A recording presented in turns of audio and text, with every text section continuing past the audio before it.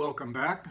That's right, the Roadtrek got a new set of tires. The ones that were on the Roadtrek were about 5 years old, and 5 years is the recommended interval to really take a close look at your tires to see what kind of condition they're in and how the tread wear is going, maybe how the alignment is working out, if they're wearing evenly, that sort of thing. But I had another reason for changing them now.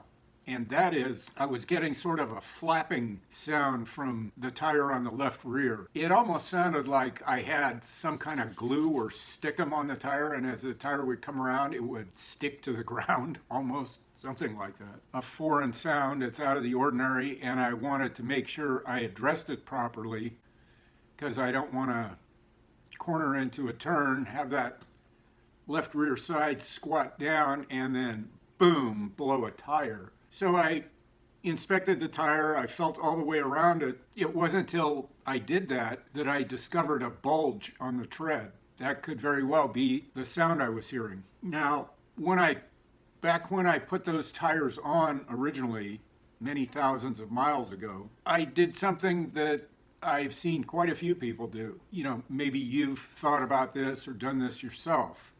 Be careful. Because what I thought was, well, a bigger tire looks like it would work better. And so since that was kind of my thinking, that's what I did. I put a bigger than standard or the OEM equipment tire on the van.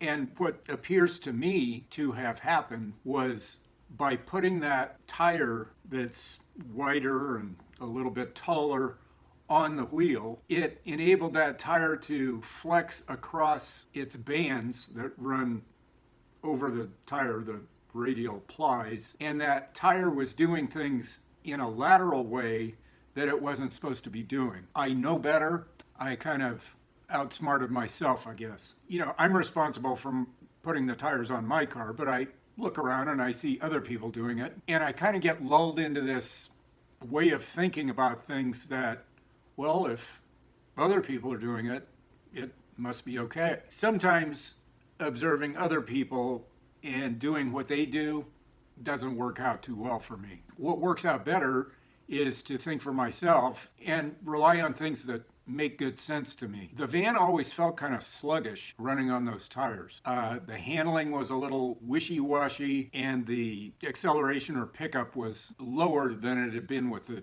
previous set of tires, which did happen to be OEM tires. And so now, as soon as I got in, started the van up and drove around in it for a while, I noticed instantly, oh yeah, the van just feels better. It feels like its pickup is better, and going around corners and turns, it just seems like it handles better. Duh.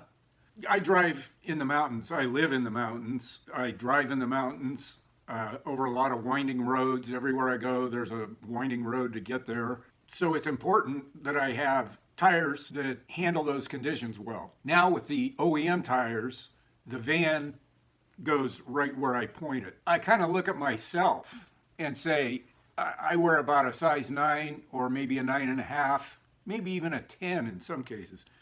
But if I was to put on a size 11 shoe and try and move around with agility, I'd be swimming around in those shoes. And I think that's what the van's been doing on those bigger than what it was meant to be equipped with tires. So I learned from my own history. I didn't repeat the same mistake, hoping things would be different this time through than they were last time through. What I did was I went to the people who have knowledge about tires. They're dealing with them every day, all day long. And they know what tire goes where, and they know why. If you like this video, give it a thumbs up. If you think it might help somebody else, please share it with them. If you'd like to get more content like this, then subscribe and ring the bell, and you'll be notified when the content gets posted.